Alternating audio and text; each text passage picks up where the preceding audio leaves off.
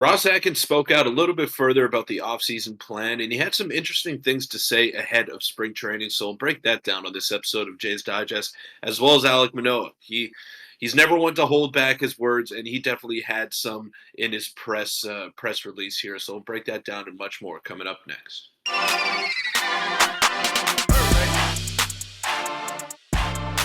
What's up, Jays fans? I'm your host, Peter Vryonis, alongside host Nick Gosse. We're about a week away here from spring training officially getting underway, and all the players look to be in great shape. Everyone's arriving into camp ready to go, and they're excited. This is the time of year where everyone is just chomping at the bit to get out there. And I know it's a long, grueling season. It's over 6 months worth of baseball that you're playing each and every day, but these guys miss it, and it doesn't matter how much money they make.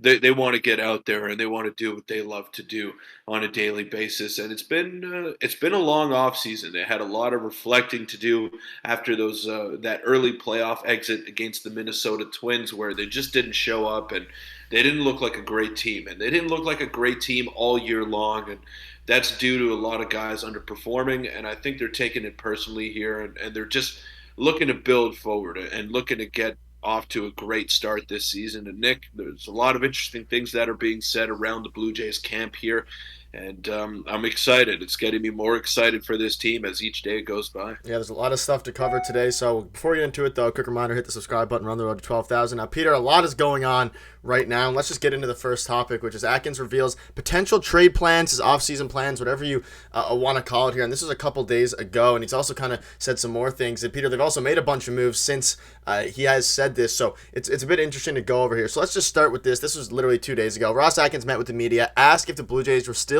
in a position to add players this offseason. He said at this point, additions that would be of significance would mean some level of subtraction. So he always uses weird ways and weird framings and words when he's discussing these things here. But he basically, and he was also asked about what the team needs to accomplish and improve on. He says he's excited about the team, feel like the additions, players coming back, and changes we've made to our process to better support players on the run scoring side puts us in a strong position. Now, again, the key focus here, he said, players of significance. This wouldn't include, obviously, Vogel, Bach, and Escobar, even though technically for them to get added onto the team, there would need to be some subtraction because they're not on the 40-man roster as of now. What are your thoughts on these comments? Again, they were made before the two new additions, but I think this may mean if they're going to make a big move, it might come from the trade market rather than the free agency market. Yeah, yeah, exactly. And that's exactly what that quote is pointing to. It's pointing towards a trade. And there is a bit of a logjam right now. There's a lot of infielders on the team, a lot of DH type caliber players on the team. So you're going to have to make some tough decisions here for the Blue Jays. I think Justin Turner is probably going to be the everyday DH, but Daniel Vogelbach was brought in yesterday, and you had a video on that. So go check it out, guys, if you haven't already. But Daniel Vogelbach is an interesting name, and I don't know how many at-bats he's going to get with the Blue Jays this year, if any, if he even makes the team out of spring training, or if he's just a AAA guy. I texted this to you off camera, Nick. I think he reminds me a lot of what Greg Bird was last year in spring training. He's going to come in here, he's going to try to make the team, but ultimately, I think it's Justin Turner's job, that DH job. So it doesn't hurt to have internal competition and to just have those extra bodies in spring training and maybe see what they could offer for you. But yeah, if there is something that's going to be added to this team, I think it's going to be through the trade market. I believe Eduardo Escobar has a good chance of making the squad, and that hints at a potential Santiago Espinal trade, but who knows what kind of value you can recoup for him. Maybe just a mid-level prospect to free up that 40-man roster spot. That could be in play as well. But if they were to make a major addition, like Ross Atkins said, we're probably looking at a blockbuster trade here, and we wouldn't rule that out because we've seen it in the past couple of off seasons. We've seen them go out and acquire Dalton Varsho for Gabriel Moreno, which was a big trade, and we still don't know how that's going to pan out. So let's stay patient on that front. And we saw them trade for Jordan Hicks mid-season. Oscar So Hernandez as well. there's ways, yeah, there's ways to address the team via the trade market because they haven't had too much luck on the free agency side of things. So I could definitely see that coming into play. But it's weird; things are moving very slowly this offseason. Cody Bellinger doesn't have a team yet. Blake Snell doesn't have a team yet, and these are consensus top 50 players. And in the case of Blake Snell, you could even argue that he's top 30, top 25. So I don't know what's going on there. Matt Chapman doesn't have a team either. I don't know what's going on that front. So it's just weird to me that things are moving this slowly in the offseason. But if the Jays were to make a big move or try to swing a big time acquisition, it would be on the trade front. Yeah, and he basically just doubled down on all that. And he basically, you can see here, Ross Atkins, whether he's exploring more opportunities, constantly exploring additions that would be of significance, would mean some level of subtraction. And then he went out and added the two. Quick note on Vogelbach from Ben Nicholson Smith here. He says that he would offer a DH/pinch hitting option versus right-handed pitching. He does not really play the field anymore, so I agree with you. Most times, I would say that Justin Turner would be the one playing DH, and maybe they make him off the. He does a good OPS against right-handed pitching in his career, but we'll leave that for now. And let us know what your thoughts are on the Ross Atkins stuff. Again, I hope a trade would come, and you'd assume a trade is going to come, especially if one of the two make the team, and who knows how big it'll be. Any quick final thoughts before we move on to Alek Manoah?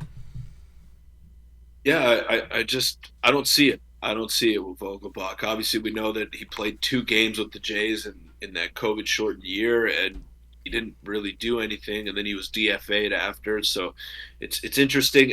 He doesn't really have that same power that he had a couple of years ago. And yeah, sure, he's got a decent OPS and he draws a lot of walks, but this is not a guy that you want on first base. And no disrespect to him, he's made a career out of being a bopper in the middle of the order, but he's not that same kind of hitter anymore. He had a lot of singles last year, and when he hits singles, probably takes like 3 hits to get him in, to drive him in. Yeah. So it's not a guy that you want on first base consistently. Yeah, sure, it's great, but then what happens after? If you're not driving him in with a home run, it's going to be real tough to score that run from first base. So with a team that already struggles with their speed in Alejandro Kirk and Vladimir Guerrero Jr., I just struggled to see the fit with Daniel Vogelbach. I don't know how you feel about it, Nick. I know he's got some decent numbers against righties, but again, we've got to remember that it's a minor league deal as well, right? So he's not occupying a 40-man roster spot. He's not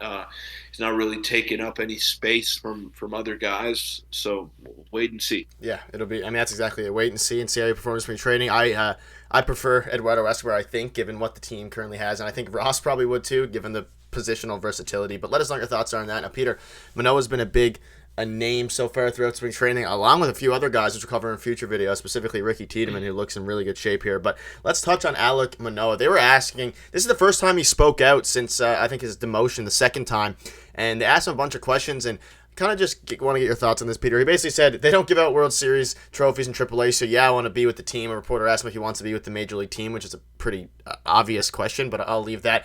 And they also asked on what he learned from last season. He said sometimes you get punched in the mouth and you start to second guess yourself, and then now, of course, he's looking way better. He gave props. I mentioned this in yesterday's video to his wife, his new wife, who's a nutritionist, totally new, getting your butt kicked in the big leagues, that's for sure. It's given him motivation to get in shape. You can see here he looks better than ever, and hopefully, again, him getting in shape won't necessarily fix everything. It won't fix his slider not having as much bite as it did in his previous years, but I think his arm being rested, obviously his just rest in general, and his new physique is going to be big for Manoah, and of course the mentality, which is something that used to be a positive and was kind of turned into a negative for him last season. I think he can swing that back around.